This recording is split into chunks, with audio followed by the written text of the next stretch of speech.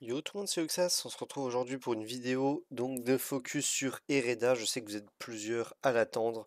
Évidemment, vous ne savez pas s'il faut investir ou non sur le héros, donc il vient de sortir le nouveau héros de saison, qui est un kit globalement très intéressant qu'on va voir ensemble. Mais malheureusement, vous allez voir qu'elle souffre d'un énorme problème, problème qu'ont tout simplement beaucoup de héros sur le jeu, c'est d'être affecté à aucun rôle. Ici, elle a le rôle de héros offensif. Malheureusement, elle fait très très peu de dégâts. Donc c'est pas non plus un support, c'est pas non plus un héros tanky, c'est pas un héros qui fait du dégât. Donc elle a un kit plutôt très intéressant. Mais malheureusement, le fait qu'elle soit affectée à aucun rôle, vous allez voir que ça en découle certains petits problèmes. Donc on va voir les compétences ensemble, plus en détail. Donc ici, on invoque une tempête de neige qui réduit la vitesse de 50 et la récupération de PV de 50. J'ai testé, vous allez le voir dans la suite de la vidéo. Ça fonctionne également sur le lifesteal, donc contre Darcy, Adeline notamment, qui sont des très bons héros de contre-attaque et qui régènent. Ici, Hereda qui va donc réduire la régène PV de 50% dans sa version non Ascend et de 80% dans la version A5. Donc très clairement un gros passif de counter pour notamment les Darcy qui sont très présentes en PvP et également Adeline. Et la deuxième partie de son passif, donc la réduction de speed qui va être très utile lorsque vous allez contester la speed avec votre adversaire, ce qui très honnêtement n'arrive plus, ça fait longtemps qu'on n'a plus de méta speed. Peut-être que ça reviendra un jour, pour le moment c'est pas du tout la méta speed. Donc, a priori ce passif-là qui est un peu niche pour la partie PVP, du moins il est très intéressant mais il faut qu'il y ait une suite avec. Malheureusement, la tempête de neige prend fin une fois à la mort du héros et le héros est assez fragile, donc meurt très rapidement et au final, on profite plus de la perte de vitesse et de récupération de points de vie. Donc pour la partie PVP, le passif est un petit peu à double tranchant, très très utile et très très fort, mais s'arrête dès que la tempête de neige prend fin, donc à la mort d'Hereda, mort qui arrive très très vite dans quasi tous les cas de figure. Je vous invite d'ailleurs à aller voir, j'ai été voir avant de tourner ma vidéo, la vidéo de Ocabello Dino, un autre CC brésilien. Et comme vous le verrez dans sa vidéo, Sahereda qui très clairement ne sert à rien dans tous les combats qu'il réalise.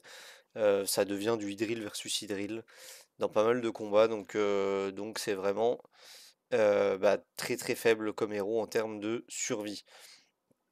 Ensuite pour la partie A5, à noter que on a également une immunité à l'embrasement sur toute l'équipe. Donc immunité à l'embrasement fait penser directement au Rift Feu, étant donné que le Rift Feu pose des embrasements. Donc pourquoi pas un héros qui pourrait jouer en A5 dans le Rift Feu à la place d'Atara. Mais là encore, on va voir qu'il y a des petits soucis qui se posent. Donc voilà pour le passif, pour le skill 1, tout simplement un skill 1 qui fait 120% de dégâts et 50% d'appliqué gel. Donc un skill 1 qui est plutôt bon, 120% de dégâts c'est ok. Maintenant 50% d'appliqué gel, c'est trop ou c'est pas assez. Chacun se met de son côté. Mais en l'occurrence 50% de gel c'est 50% du temps où le sort ne fait rien.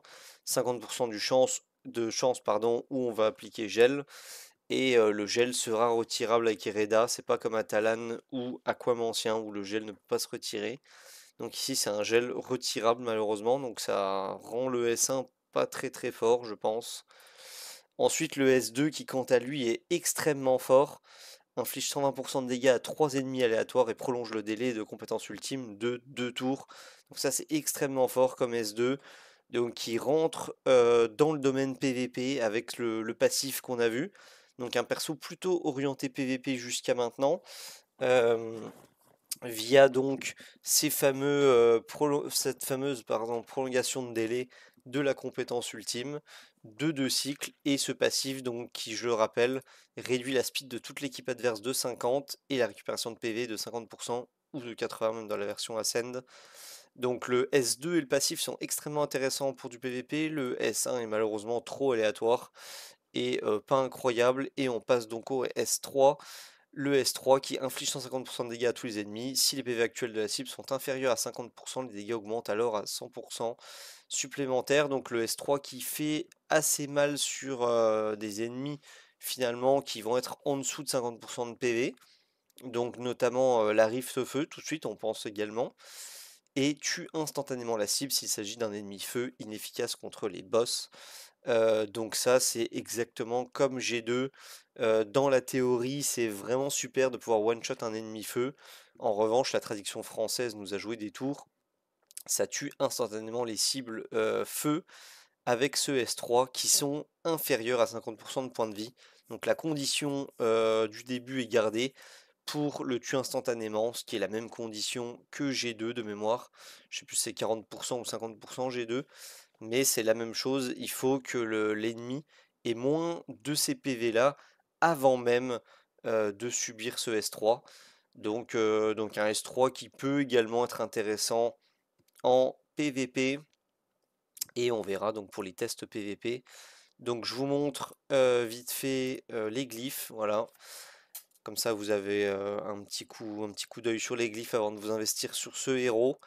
Donc les glyphes, rien à noter de particulier, 22 de vitesse, c'est pas terrible pour un héros qui aurait pu être rapide. Voilà, sinon on n'a rien. Pardon.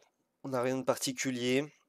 Ici, je peux vous montrer comment je les stuff vite fait. Donc, je les stuff en full vitesse avec un petit peu de stats défensifs, de PV et de défense pour qu'elles jouent donc rapidement pour du PVP et de faire donc rapidement un S2. Mais avant ça, je les stuff en courroux élémentaire et je vais vous montrer dès maintenant pourquoi en courroux élémentaire. C'est pour la fameuse Rift Feu. Donc, je fais une petite pause ici. Voilà une des teams qu'on m'a proposé parce que très honnêtement, c'est le premier héros depuis que je suis CC, hein, je pense que je peux le dire, où je n'ai absolument aucune inspiration de où la jouer. J'ai testé en H, en off, ça ne marche pas du tout, étant donné que le seul intérêt en H, c'est de pouvoir tout simplement réduire les heals du H de 80%, mais on a juste une Atalane qui rend insoignable, donc c'est bien mieux que Hereda évidemment. Une Atalane, de ne pas permettre au H de se régène de 20% de ses PV. Et en plus de ça, Atalane met un break attack 2. Donc c'est vraiment bien mieux également. Et en plus de ça, le A5 de Atalane qui permet de décimer totalement le H via tous les petites imps. Donc Atalane qui est bien trop supérieur à Hereda sur le H pour qu'Hereda soit viable. Hereda, en plus d'Atalane, ne sert strictement à rien, c'est juste doublon de héros qui ont la même utilité, ou presque. Elle fait très peu de dégâts ou trop peu de dégâts, son passif est bien moins bon que celui d'Atalane. Donc avec Atalane, c'est pas imaginable. Et sans Atalane, malheureusement, bah, on manque beaucoup trop de dégâts pour finir ce H. Donc en H, c'est malheureusement pas utilisable. Donc les deux contenus que je vais vous présenter aujourd'hui sous les conseils de certaines personnes sont la Rift Feu et l'arène. À noter qu'il y a peut-être quelque chose à faire en Witch, étant donné qu'elle réduit de 50 points la speed. Pardon. De l'équipe en face, donc pourquoi pas la jouer maintenant. N'hésitez pas à me suggérer des compositions, je pourrais les tester et les faire en vidéo si ça fonctionne. Mais pour ce jour, pardon, ça sera donc de la Rift Feu et de l'arène. Donc en Rift Feu, on m'a proposé cette composition, 3 héros qui sont sortis très récemment et qui brillent donc dans leur kit face à la Rift Feu. Donc on commence par Manolin tout à gauche. Donc Manolin qui est un des derniers héros qui est sorti, qui a un kit vraiment brillant pour de la Rift Feu, qui peut faire extrêmement mal. Donc on le joue ici en courroux élémentaire. Ensuite Light-Ophélie, lock en S1 toujours, hein. On ne déloque pas Light-Ophélie au risque de donner des tours supplémentaires à l'adversaire, hein, au boss ennemi j'allais dire. Donc à l'adversaire, donc on la lock S1, ça suffit largement pour appliquer les malus. Et ensuite on enchaîne avec Hereda, donc le nouveau perso qui vient de sortir, le perso saison, qui sera également en courroux élémentaire, qui a un kit plutôt intéressant pour la Rift Feu, étant donné qu'elle peut remplacer Atara A5, qu'on a quasi tous, hein, pour ceux qui le font, le Rock 3, puisque Atara A5 est le personnage qui retire les embrasements dans l'équipe. Pardon. Et là, on a vu ensemble que Hereda A5 ne permet pas la pose d'embrasement. Donc finalement, on n'a plus besoin d'Atara. Mais on va voir que bah, on découvre d'autres problèmes tout simplement sans Atara. Ensuite, le Badmar qui, je pense, est assez fixe dans la composition, à la fois pour poser le break défense 2, pour voler les buffs d'autocrit du boss, et également pour heal, hein. C'est lui notre réel healer, et non l'Aitophélie qui est lock en S1. C'est vraiment le Badmar ici qui va heal toute la composition. Et enfin, G2, G2 qui est donc le dernier saisonnier, si je ne me trompe pas. Non, il y a eu Marion, mais bon, Marion, on le compte pas. C'est G2, la dernière saisonnière, vraiment utile et qui est viable, j'ai envie de dire.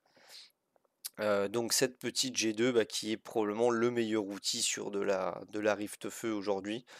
Donc voilà, trois très très bons héros designés pour cette Rift Feu qu'on met ensemble et bah, on va pouvoir se passer d'Atara et peut-être speedrun bah, la run, hein, tout simplement. Donc on est parti pour la vidéo et découvrir ensemble comment ça va se passer. Donc ici avec le Badmar on pose le No Positive Effect, l'Aitophélie qui va S1, le Manolin qui va se buff et Hereda donc qui va pouvoir taper d'ores et déjà. Donc à noter que par la présence d'Hereda, j'ai capé vitesse tous mes héros à au-delà de 175 de speed, sauf G2. G2 qui peut se permettre d'être en dessous étant donné qu'elle est invulnérable. Donc G2 qui peut être après le boss, il n'y a aucun risque. Et bah, on va commencer à voir les premiers problèmes de la présence d'Hereda. Donc là on a infligé 6% de dégâts. Et là malheureusement, bah, terrible panique.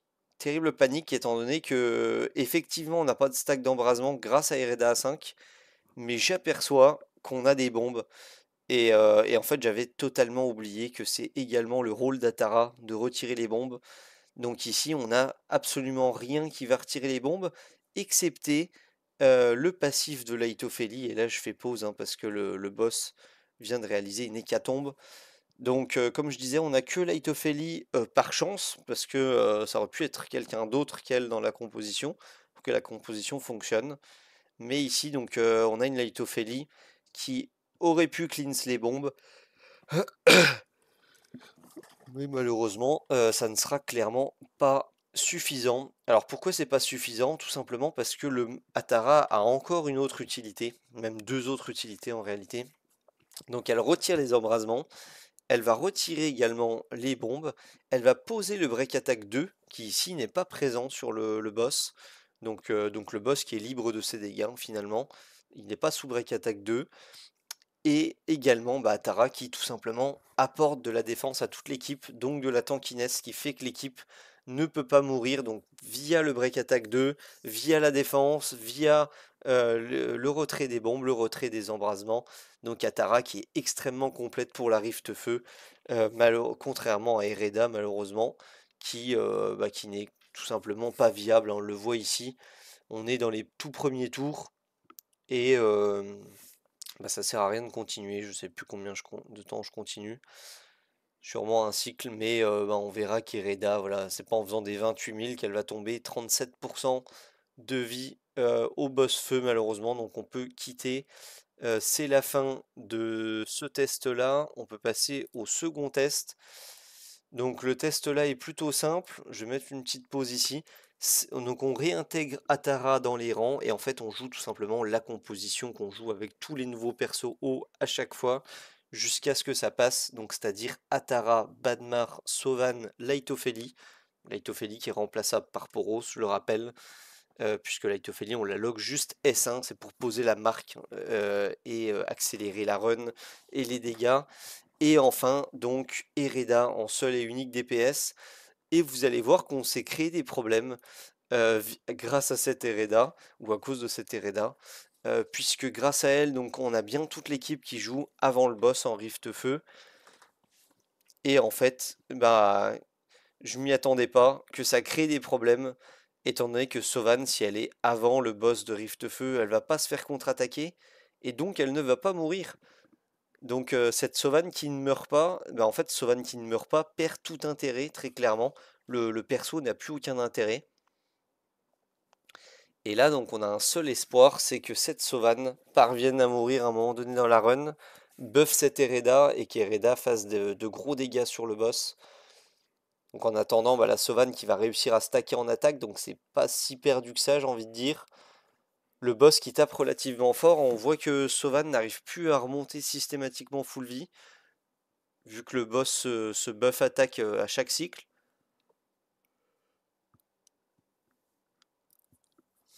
Donc on imagine que la Sauvanne va finir par tomber. Donc on continue la run. Le problème c'est qu'on perd pas mal de cycles de dégâts, hein, très clairement. On n'a pas beaucoup de dégâts qui rentrent ici tant que cette Sauvanne ne meurt pas. Donc on espère qu'elle va mourir au plus vite. Allez, la Hereda qui va taper. La Sauvanne également. Mais qui va pas se faire contre-attaquer. Voilà, la Sauvanne qui a pris pas mal de dégâts. Mais qui va pas mourir ici, malheureusement. C'est quand même rare qu'on exige la mort d'un héros. Mais pour Sauvanne, c'est le cas. Et le boss, ça y est, qui est buff 3 stacks d'attaque supplémentaires. Donc la Sauvanne qui a du mal à se remettre full vie. Mais le Badmar qui a beaucoup de PV. Qui permet à cette Sauvanne de survivre en contre-affinité. Allez, le boss qui met les bombes et qui va mettre un coup de poing. Et ici, on a vu qu'il a presque tué cette Sauvanne, presque one-shot. Vous pouvez remettre au ralenti si vous voulez voir, mais elle survit à très très peu de points de vie, mais elle survit. Donc il y a de fortes chances que sur la prochaine grosse attaque du boss, la Sauvanne meurt. Malheureusement, on n'a fait que 10% du boss, hein, et le boss a 4 stacks d'attaque. Donc ça devient compliqué comme retard à rattraper. Voilà, le boss qui met son coup de poing. Ça sera du 16 000. Ok, le 11e% du boss qui descend. Ça met les bombes. Et le boss qui réussit à one-shot cette Sauvanne. Ça y est, on va pouvoir enfin commencer la run. Alors, est-ce qu'on va pouvoir rattraper le retard? 367 000 avec Hereda. Ici, ça tape pas trop mal. Je pense que c'est quelque chose comme 500 000 ce S2 ou pas loin. On va voir quand elle aura la relance de S3. Ici, 370 000 par join attack côté Hereda. Donc ça, c'est vraiment pas mal. Et malheureusement, on voit qu'on a beaucoup trop traîné. Le boss est passé en rage primitive, donc en mode berserk. Ça fait 15 cycles qu'on est dessus. Et le boss en mode berserk, bah, tout simplement, il découpe tout, hein, on le voit ici. Donc on peut juste abandonner et ça sera la fin de cette vidéo. Donc que faire pour pallier à ce problème? C'est de restuff cette Sauvanne. Et cette Sauvanne, donc on l'a mise derrière le boss en speed cette fois-ci. Donc la Sauvanne, voilà, qui va. Donc exactement la même composition, c'est le test numéro 3. Mais cette fois, on joue donc Sauvanne après le boss, de manière à ce que le boss va pouvoir taper sur Sauvanne. Et voilà, et contre-attaquer. Et ça y est, notre Hereda est buff.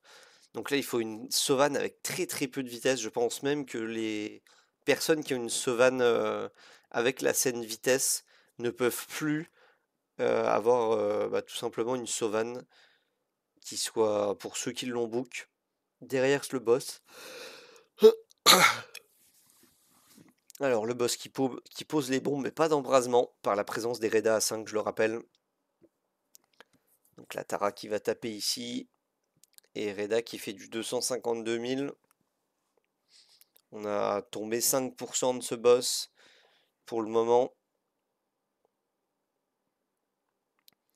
La Tara qui prolonge, on fait un S3 côté Reda. Donc c'est le S3 qui fait du 500 000 environ. J'ai tout à l'heure le S2. Qui est 274 000. Par S1, la 90 000 x 3, ce S2. Et malheureusement, bah, on voit que ça va pas le faire, hein, très clairement. On est trop long, malheureusement. On est beaucoup trop long. On a fait que 13% de PV, ça y est 14, 15. Il nous en manque encore 35 avant de pouvoir finir la run. 34, 33, on arrive à faire 2-3% par tour, mais malheureusement c'est trop peu, 2-3%. Le perso ne tape pas assez fort, hein, comme je le disais au début de la vidéo. Il faut appartenir à un rôle, et ici Hereda qui a le rôle offensif, mais qui n'a pas de quoi porter son équipe en termes de dégâts. Voilà, 273 000, 300 000, c'est pas assez du tout. On n'est même pas à la moitié de la run encore. Et pourtant, on est déjà à la moitié du temps, j'imagine.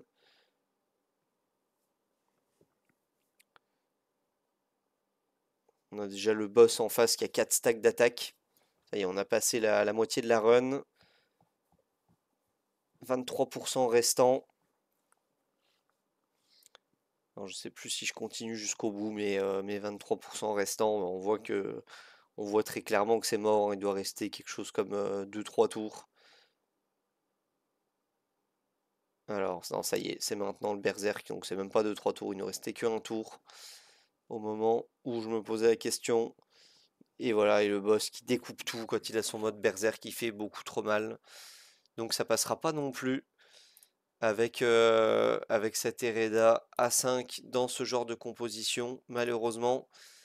Et je vous ai préparé une petite vidéo d'arène sur lesquelles voilà, on a joué la plupart des héros méta. Donc en l'occurrence, voilà ici, je vais la jouer. Donc en l'occurrence, ici, on joue contre une Darcy. Donc ça va être surtout ça à évaluer. Et je pense qu'on est tous d'accord pour dire que le S2 est le sort le plus fort du kit. Donc jeu S2 en début de combat, sans nul doute. Et là je m'empresse de taper cette Darcy, je veux savoir si elle va se régène ou pas. Si tout simplement en vol de vie ça fonctionne aussi, ou si c'est que sur les soins.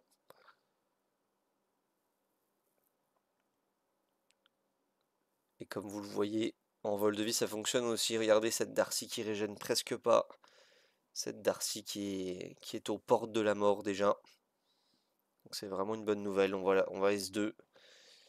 Et voilà, cette Darcy qui meurt, même si Reda reste passivement stun.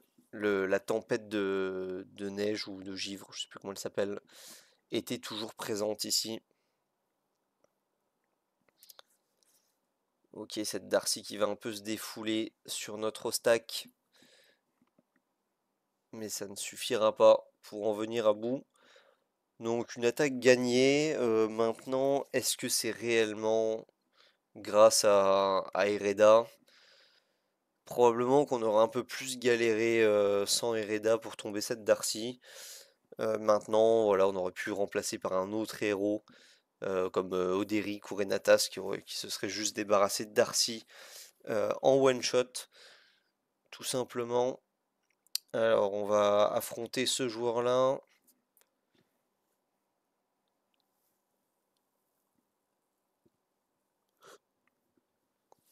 Alors ici, on va pouvoir se servir du S2 de manière à ce que au stack ne gagne pas de stack de guard, tout simplement.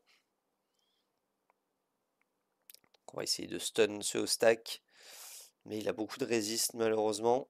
On va pas réussir à le stun. Mais on va pouvoir s'en débarrasser, donc c'est encore mieux. Et ici, donc on a mis la Wilcy en cooldown, elle va pas pouvoir S3. Voilà, la fin du combat. Donc là encore, est-ce que c'est grâce à Hereda? Je suis pas convaincu. Donc on va continuer avec d'autres arènes. Ici, il nous reste Vendetta qui est Semen, donc on n'attaque pas les Semen. Interdit dans la police. On va attaquer ce joueur-là qui a une Darcy également. Mais on va rencontrer un nouveau problème dans cette def pour Hereda. problème de taille. Voilà, on S2. Et ce problème s'appelle Idril. Problème depuis mai 2025. Ce petit drill qui va juste tomber, Hereda à petit feu, et cette tempête de neige va tout bonnement disparaître du terrain à partir de maintenant, et donc Darcy va pouvoir régène. Voilà, en une counter-attaque, tout ce travail de présence d'Hereda qui part en miettes, malheureusement. Heureusement qu'on a Rokhtar, un vrai bon héros de saison. Donc on va pouvoir gagner ce fight, et là on peut le dire que c'est très clairement pas du tout grâce à Hereda. On va pouvoir enchaîner sur une autre arène.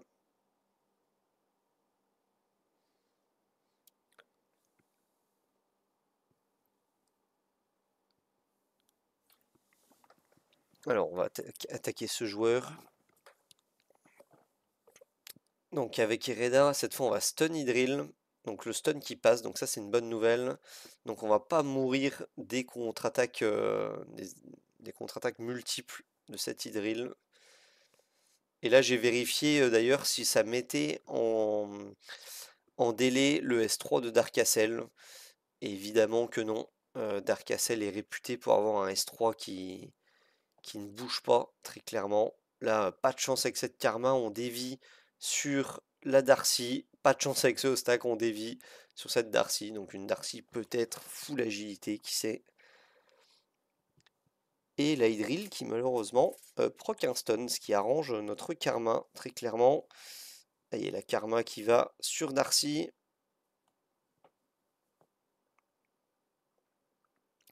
Ok, on va pouvoir avoir donc un tour bonus sur notre haut stack.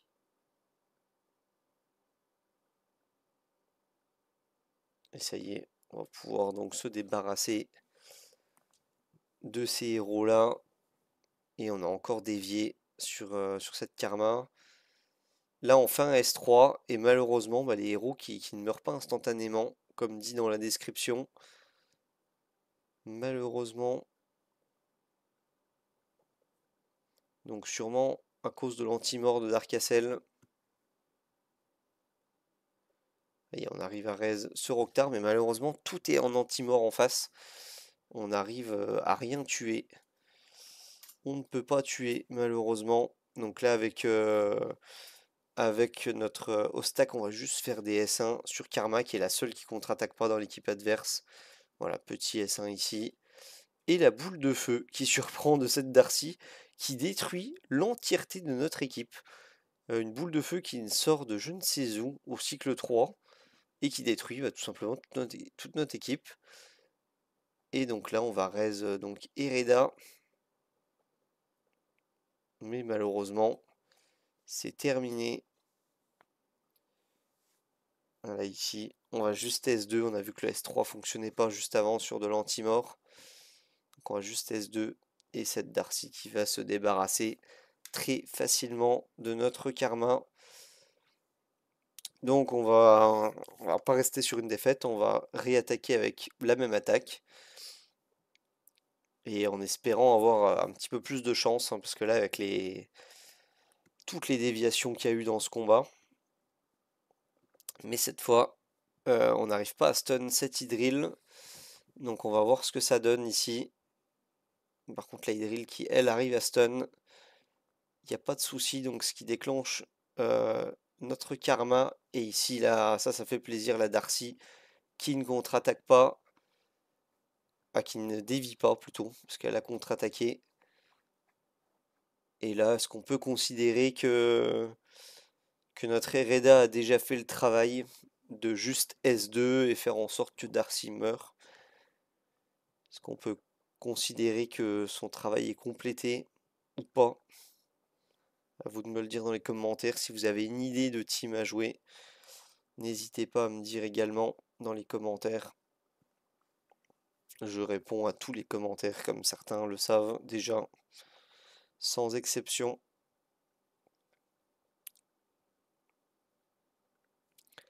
Allez, la Karma qui va se débarrasser du nouveau héros, Ireda, ce qui arrange nos affaires, hein. On peut avoir un tour bonus sur Ostak grâce à ça. Et ce qui nous permet de tuer Dark Castle avant qu'il puisse raise. Voilà une victoire. Une victoire qui est donc sécurisée. Voilà pour les parties d'arène. Donc c'est à peu près tout sur mon focus de Hereda. Donc perso qui sur le papier est plutôt très bon. Malheureusement je suis quand même très déçu. C'est ni jouable en H, ni jouable en Rift Feu. En PVP c'est quand même très très niche. Donc n'hésitez pas à me dire dans les commentaires de la vidéo sur quel contenu vous voulez que j'essaye et surtout avec quelle composition parce que j'en vois plein qui me disent essaye-la en H, point. Mais voilà, avec quelle composition vous avez pensé de la faire tourner. Pour ma part, voilà, j'ai essayé quelques compositions avec et sans Atalan, avec et sans Kayson, avec Rosalie, avec d'autres héros. J'ai pas trouvé de bonne synergie. Donc voilà, merci d'avoir regardé la vidéo. Je vous souhaite bon jeu et à plus.